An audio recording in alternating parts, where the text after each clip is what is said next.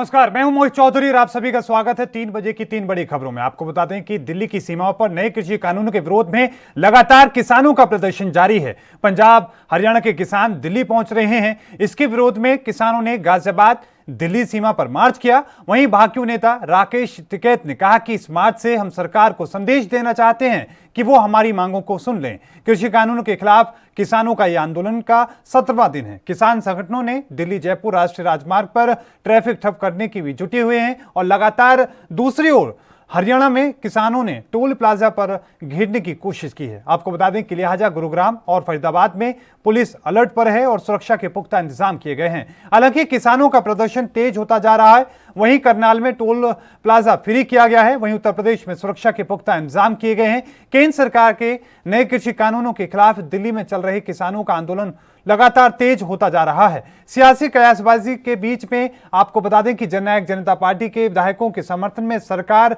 चला रहे मनोहर लाल खट्टर की कुर्सी पर खतरे के बादल छाए हुए हैं। इस बीच केंद्रीय रक्षा मंत्री और बीजेपी के कद्दावर नेता राजनाथ सिंह एक बार फिर से संकट मोचक की भूमिका में नजर आ रहे हैं। आज दिल्ली में उनसे मिलने के लिए जेजेपी नेता और हरियाणा के उप मुख्यमंत्री दुष्यंत चौटाला पहुंचे। हालांकि दोनों के बीच क्या बातचीत हुई है, इसका खुलासा नहीं किया गया है, लेकिन दोनों नेताओं की मुलाकात की तस्वीर सीएम मनोहर लाल के लिए राहत वाली हो सकती है। आपको बता दें कि किसान आंदोलन के बीच में चौटाला कई बार कह चुके हैं कि अगर किसानों की बात नहीं मानी गई तो वे अपनी कुर्सी छोड़ सकते हैं।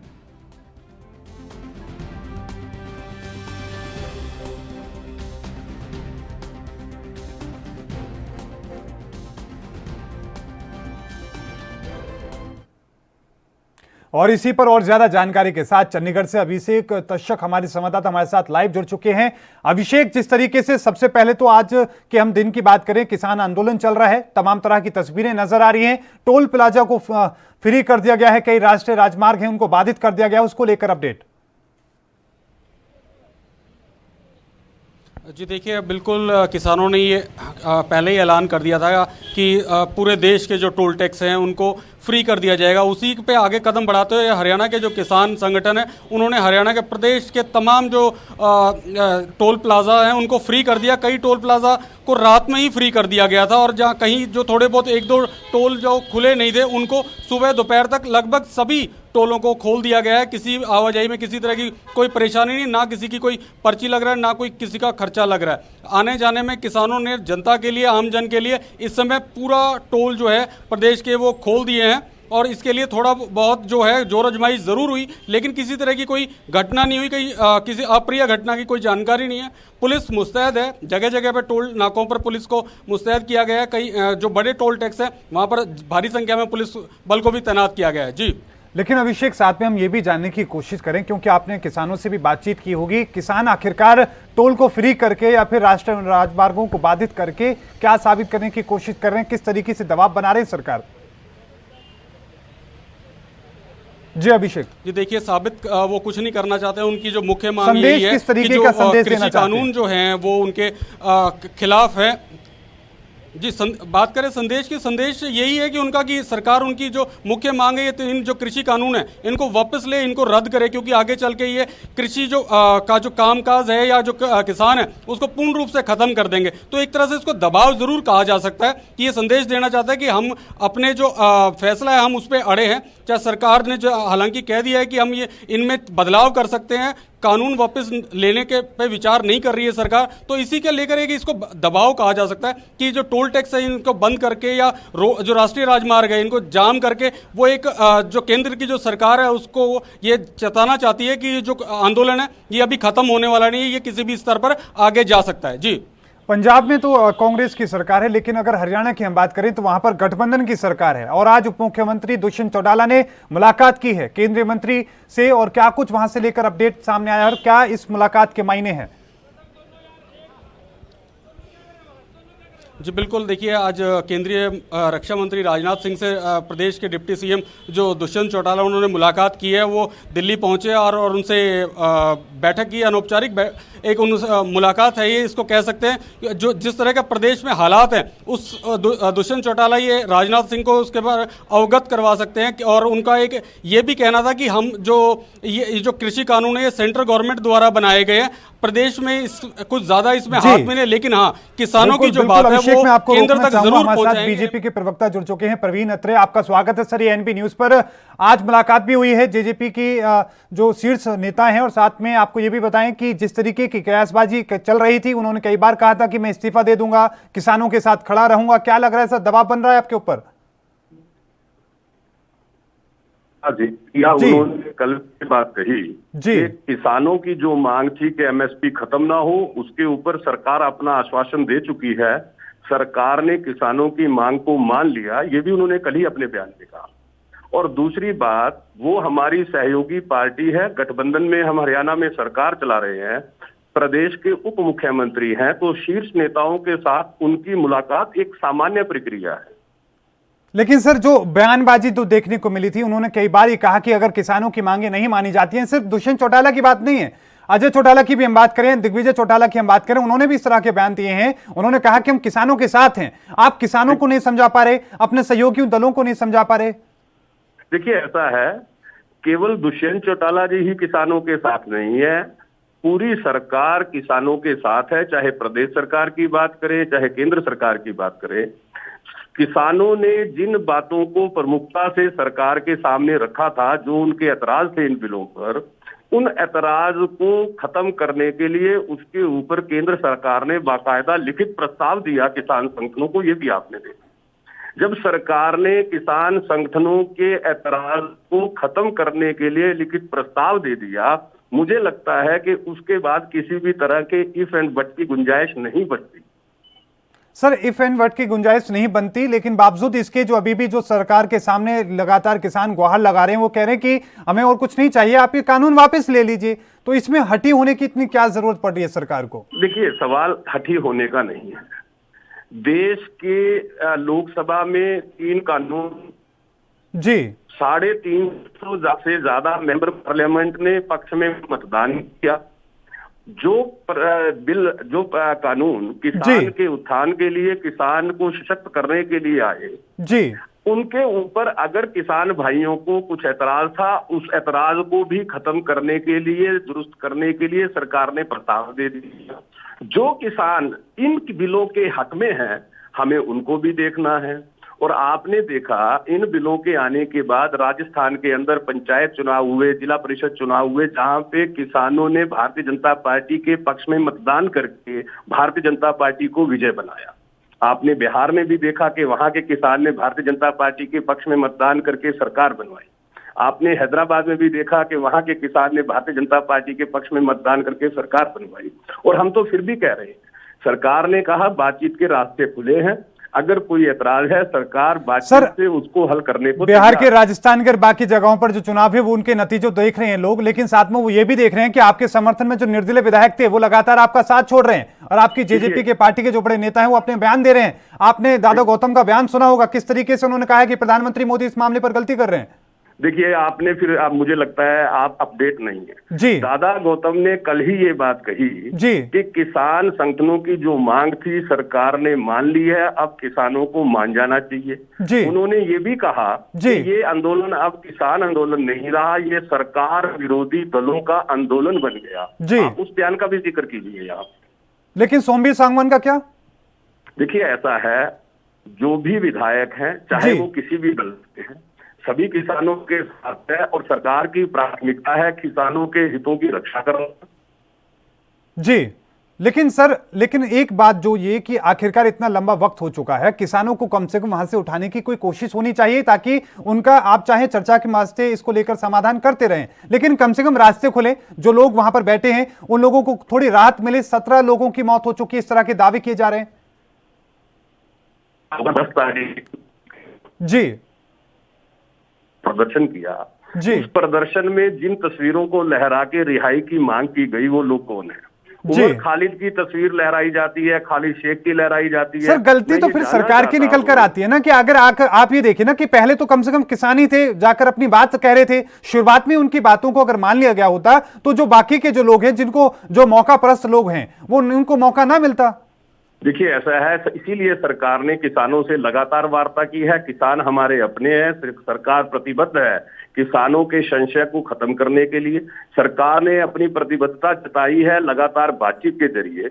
बातचीत के दरवाजे अभी भी खुले हैं। ये हमारे केंद्रीय कृषि मंत्री ने बाकायदा प्रेस में आके भी कहा कि सरकार से किसान बातचीत करने के लिए आए, सरकार वार्ता के लिए अभी भी तैयार है।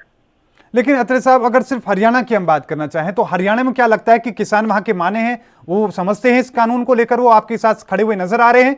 देखिए, ऐसा है, आपने भी देखा जब ये 3 कानून बने उस वक्त हरियाणा के किसानों ने इन कानूनों के पक्ष में बाकायदा यात्राएं निकाली, जिला स्तरीय ट्रैक्टर ट्रॉली यात्राएं निकली।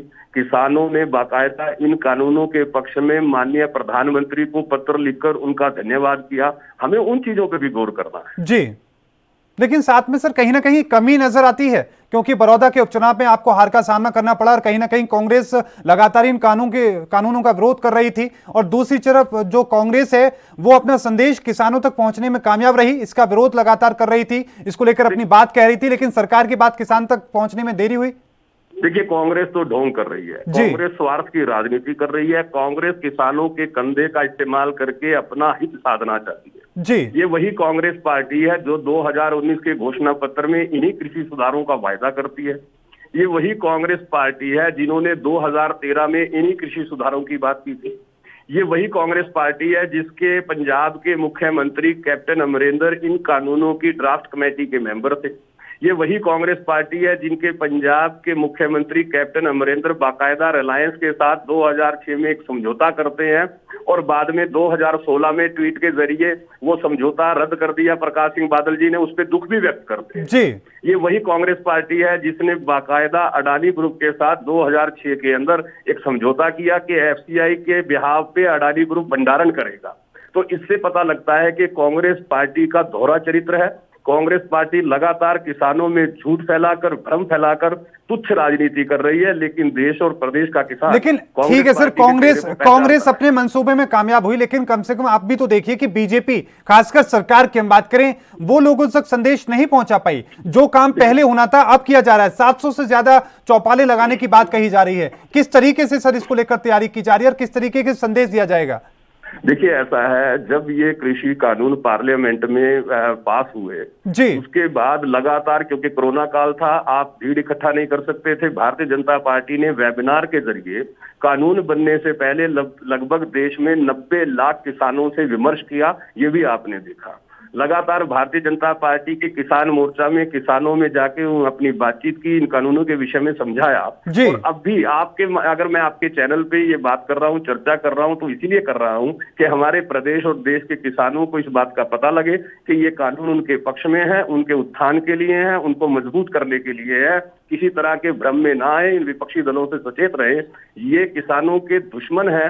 लगातार 60 साल सत्ता में कांग्रेस पार्टी रहती है, लेकिन आज तक कांग्रेस पार्टी ने किसानों के उत्थान के लिए, उनको सशक्त करने के लिए इस तरह का कोई कानून नहीं बनाया। बात जरूर करते रहे, लगातार चर्चा करते रहे, लेकिन किसी भी तरह से उस पर काम नहीं किया। ये काम नहीं किया। चलिए ठीक है सर, बहुत बहुत धन्यवाद प्रवीण अत्री जी हमारे साथ जुड़ने के लिए, और साथ में हमारे सहयोगी लगातार अभी भी हमारे साथ जुड़े हुए हैं। हम रुकेंगे एक छोटी सी ब्रेक के लिए, जल्द हाजिर होते हैं।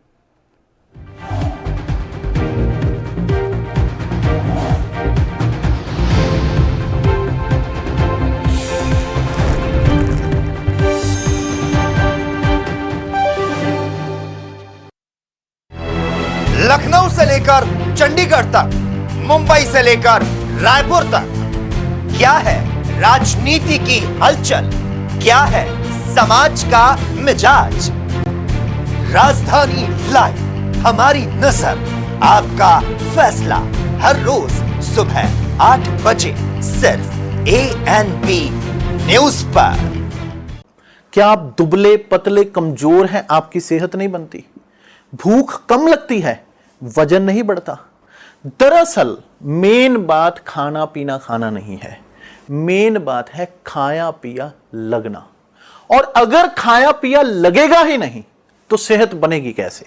इसलिए हमारी संस्था सन्यासी आयुर्वेदा ने एक ऐसी दवा बनाई है जो कि आपके पाचन तंत्र को, आपके लीवर सिस्टम को ठीक करने का काम करती है, ताकि आप जो भी खाएं उसका पूरे का पूरा निचोड़ आपके शरीर को लगे, आपकी भूख बढ़े, खाया पिया सही से लगे, नया खून बने, हड्डियों में जान आए, वजन बढ़े, ताकत बढ़े, चेहरे पर नूर आए और आप मोटे, तगड़े, खूबसूरत पर्सनैलिटी के मालिक बन जाएं। यह दवा पूरी तरह से आयुर्वेदिक होती है। इसका शरीर पर कोई भी साइड इफेक्ट, कोई भी नुकसान या दुष्प्रभाव नहीं होता। लड़के, लड़कियां दोनों इसका इस्तेमाल कर सकते हैं और पहले 15 दिन के अंदर ही आपको इसका असर महसूस हो जाएगा। सिर्फ 650 रुपए की पूरे 1 महीने की दवा होती है और आप इसे घर बैठे 01145454545 पर फोन करके दवा मंगवा सकते हैं।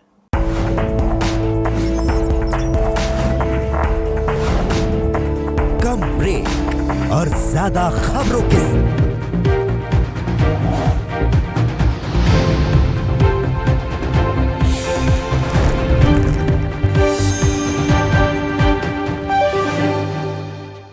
ब्रेक के बाद एक बार फिर से स्वागत है। रुक करते हैं बाकी खबरों का। आपको बता दें कि मध्य प्रदेश की राजधानी भोपाल के बड़े हमीदी अस्पताल में एक बड़ी लापरवाही सामने आई है। आपको बताएं, बीती रात बिजली चले जाने से 3 कोरोना मरीजों की मौत हो गई। बैकअप के लिए अस्पताल में जनरेटर है, लेकिन बिजली जाने से कुछ ही देर बाद में जनरेटर भी बंद हो गया। तीनों मरीज कोरोना संक्रमित थे और वेंटिलेटर सपोर्ट पर थे। इस लापरवाही को लेकर मुख्यमंत्री ने जांच के आदेश दिए हैं। साथ ही हमीदी अस्पताल के डीन को नोटिस भेजा गया है और मेंटेनेंस इंजीनियर को निलंबित कर दिया गया है। वहीं हमीदिया अस्पताल में हुई घटना को मुख्यमंत्री शिवराज सिंह चौहान ने जांच के आदेश दिए हैं और साथ में सख्ती जताई है। अस्पताल के डीन को भी नोटिस दिया गया है और मेंटेनेंस इंजीनियर को लेकर भी कार्रवाई की गई है। सरकार ने कहा कि जो भी दोषी होगा उसको बख्शा नहीं जाएगा। अस्पताल में हुई मौतों पर सीएम दफ्तर ने सख्त कार्रवाई करने वाला ट्वीट भी किया है। ऐसा ही दूसरा मामला मध्य प्रदेश के रीवा स्थित संजय गांधी अस्पताल का है। इस अस्पताल में पिछले 1 हफ्ते में 15 बच्चों की मौत हो गई है, लेकिन अस्पताल प्रबंधन मामले को गंभीरता से नहीं ले रहा है। परिजनों के जो आरोप है, उन्होंने कई गंभीर आरोप लगाए हैं। उनका आरोप है कि डॉक्टरों की लापरवाही के चलते एक दिन में 3 से 4 बच्चों की मौत हो रही है। आपको बता दें कि एक तरफ तो कोरोना काल है, दूसरी तरफ इस तरह की जो लापरवाही है उसके चलते लगातार जो लोगों की जिंदगी है वो खतरे में पड़ती नजर आ रही है। आपको बता दें कि बहुत ही शर्मसार कर देने वाला मामला सामने है, जहां पर एक अस्पताल में, हमीदिया अस्पताल है, जहां पर लाइट चली जाती है और लाइट चले जाने के बाद अस्पताल में जनरेटर शुरू किया जाता है और फिर कुछ देर बाद जनरेटर भी बंद हो जाता है। होता यह है कि कुछ जो संक्रमित मरीज वहां पर सपोर्ट पर थे, उनकी मौत हो जाती है।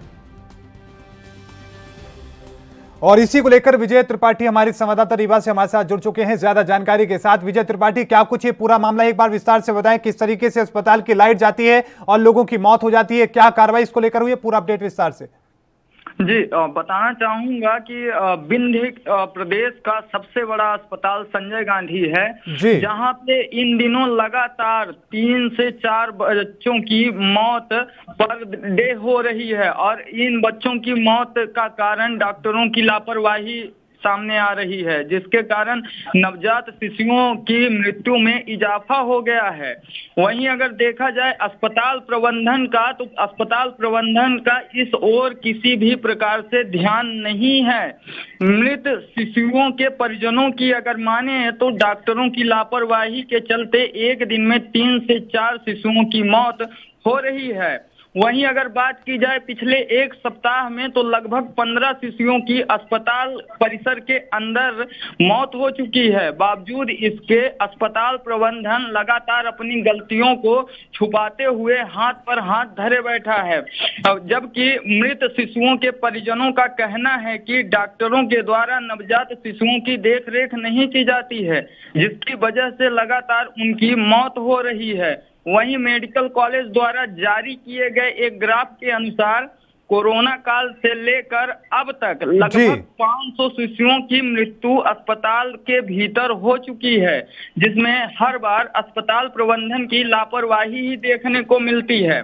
ग्राफ के अनुसार कोरोना काल में लगभग 4000 नवजात शिशुओं को अस्पताल में भर्ती कराया गया था, जिसमें से तकरीबन 500 नवजात शिशुओं की मृत्यु की बात सामने आ रही है।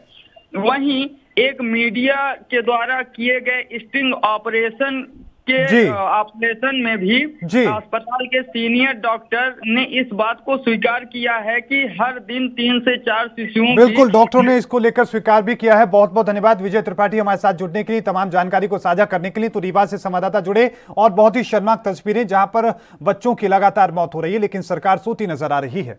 वहीं आपको बता दें कि हरियाणा के पंचकुला स्थित प्रदेश बीजेपी कार्यालय में निगम चुनाव को लेकर आज बैठक हो रही है। चुनाव समिति की बैठक में मेयर और स्थानीय निकाय के चुनाव लड़ने वाले प्रत्याशियों के नाम तय किए जाने पर चर्चा हो रही है। बैठक में मुख्यमंत्री मनोहर लाल, प्रदेश अध्यक्ष ओम प्रकाश धनखड़, प्रदेश संगठन महामंत्री रविंद्र राज्य और साथ में प्रदेश प्रभारी विनोद तावड़े समेत प्रदेश चुनाव समिति के तमाम सदस्य मौजूद हैं। आपको बता दें कि प्रदेश में 3 निगमों समेत कई परिषद और पालिकाओं के चुनाव 27 दिसंबर को होने हैं। इसको लेकर बीजेपी लगातार तैयारियों में जुट चुकी है, लेकिन आज की जो ये बैठक है इसमें प्रत्याशियों के नाम चुने जाने हैं, जो कि बहुत महत्वपूर्ण है। सबसे बड़ी बात यह है कि किसान आंदोलन के बीच में ये चुनाव होने जा रहे हैं। और इस खबर पर और ज्यादा जानकारी के साथ अभिषेक तक्षक हमारे संवाददाता चंडीगढ़ से हमारे साथ लगातार लाइव जुड़े हुए हैं। अभिषेक, अब बैठक चल रही है, क्या कुछ अपडेट है चुनावों को लेकर?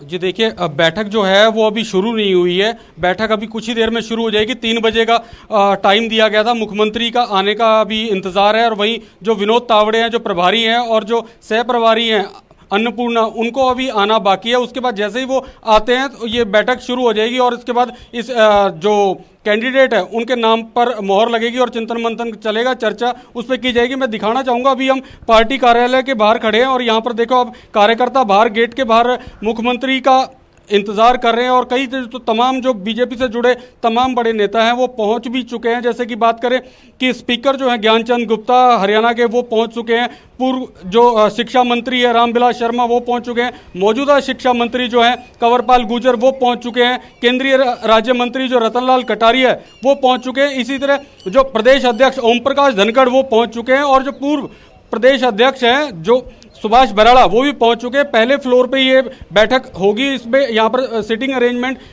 ये जो दफ्तर है इसकी पहली मंजिल पर किया गया और यहीं पर जब मुख्यमंत्री पहुंच जाएंगे और विनोद तावड़े जब पहुंच जाएंगे उसके बाद इस जो लिस्ट है वो उस पर विचार किया जाएगा। उन नाम एक एक करके फाइनल किए जाएंगे। जो ये जो बैठक है ये लंबी चल सकती है। जो जानकारी मिल रही है लगभग आप मान के चलें कि 7 से 8 बजे तक ये इन नामों पर मोहर लगने का अनुमान है, क्योंकि काफ़ी नाम आए हुए हैं इनके और उन्हीं में से फाइनल किए जाएंगे नाम।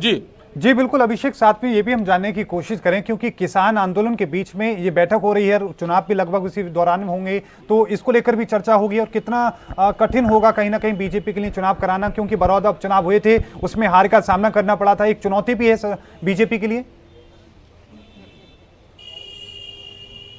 जी बिल्कुल, देखो चुनौती ज़रूर है बीजेपी के लिए, क्योंकि किसान आंदोलन चल रहा है एक तरफ और दूसरी तरफ ये निकाय चुनाव है और इन चुनावों में लेकिन ज़्यादा फर्क इसमें इसलिए नहीं ज़्यादा पड़ेगा क्योंकि जो कृषि या जो किसान हैं वो ग्रामीण इलाकों से होते हैं और ये जो निकाय चुनाव होते हैं ये शहरी चुनाव माना जाता है और शहर में बीजेपी का जो पकड़ है वो अच्छी पकड़ है, तो इसमें प्रभाव जरूर रह सकता है। बिल्कुल प्रभाव रह सकता है, लेकिन कहीं ना कहीं शहरी इस जो इलाके हैं वहां पर इसका प्रभाव कम है। बहुत बहुत धन्यवाद अभिषेक हमारे साथ जुड़ने के लिए, तमाम जानकारी को साझा करने के लिए। तो चंडीगढ़ से हमारे संवाददाता जुड़े, उन्होंने पूरी जानकारी साझा की। इस बुलेटिन में अभी के लिए इतना ही। देखते रहिए एएनबी न्यूज। मुझे दीजिए इजाजत, धन्यवाद।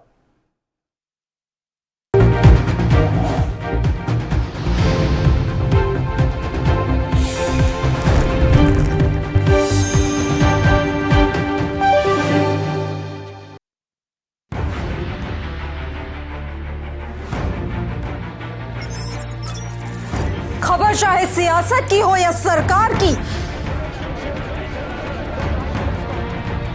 खबर चाहे भ्रष्टाचार की हो या गुनहगार की, दिन भर में क्या रहा देश जगत का हाल, किस मुद्दे ने बनाई किसकी सरकार, रखते हैं हम सब पर नजर, पहुंचाते हैं हम हर खबर। हम हैं एएनबी न्यूज।